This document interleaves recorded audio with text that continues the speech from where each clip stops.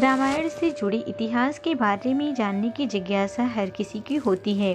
कहा जाता है कि श्रीलंका में आज भी रामायण से जुड़े कई ऐतिहासिक स्थल मौजूद हैं, जिनके बारे में हर कोई जानना चाहता है। ये स्थल भगवान श्री राम और रावण से जुड़ी कई सच्चाइयाँ बयां करते हैं। एक रिसर्च के मुताबिक पुरातत्वविदों ने श्रीलंका में 50 से अधिक ऐसे स्थलों को खोजने का दावा किया है जिनका संबंध रामायण काल है।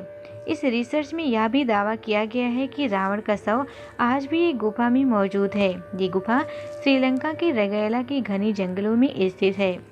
हालांकि रावण की मृत्यु कब हुई थी इसका कोई प्रमाण मौजूद नहीं है, लेकिन बताया जाता है कि भगवान श्री राम के हाथों उसका वध को 10,000 साल से भी ज़्यादा हो गए हैं।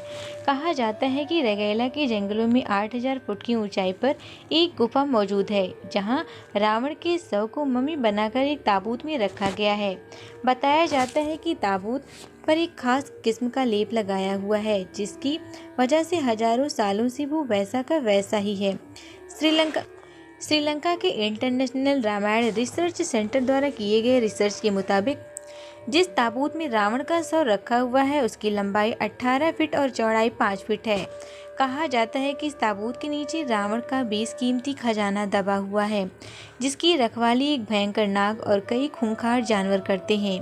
मान्यताओं के अनुसार जब भगवान श्री राम ने रावण का वध किया था, उसके बाद उसके शव को अंतिम संस्कार के लिए विभीषण को सौंप दिया था, लेकिन विभीषण ने राजगद्दी संभालने की जल्दी में रावण का शव वैसे ही छोड़ दिया। कहा जाता है कि उसके बाद रावण के शव को नागकुल के लोग अपने साथ ले गए, क्योंकि उन्हें पूर्ण विश्वास था कि रावण की मौत क्षणिक है और वो फिर से जिंदा हो जाएगा, लेकिन ऐसा नहीं हुआ। इसके बाद उन्होंने रावण के शव को मम्मी बना दिया ताकि वो सालों तक सुरक्षित रहे। रिसर्च में यह भी खुलासा हुआ है कि रावण की अशोक वाटिका कहाँ थी और उसका पुष्पक विमान कहाँ उतरता था। इसके अलावा रिसर्च में भगवान हनुमान के पैरों के निशान खोजने का दावा किया गया है।